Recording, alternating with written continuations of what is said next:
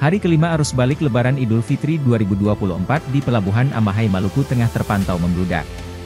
Pantauan tribunambon.com di lokasi, Senin 16 April 2024, tampak suasana Pelabuhan Amahai dipadati calon penumpang.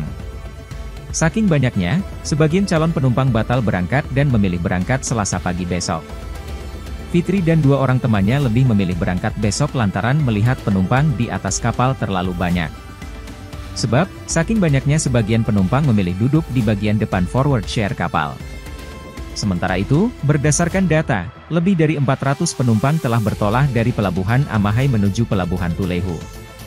Database penumpang dengan kapal untuk Minggu 14 April 2024 kemarin, sebanyak 400 dan untuk pagi tadi sebanyak 371 penumpang yang tercatat. Sementara untuk jumlah penumpang keberangkatan siang hari ini belum terkonfirmasi.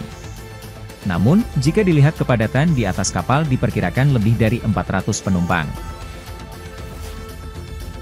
Download Tribun X sekarang, menghadirkan lokal menjadi Indonesia.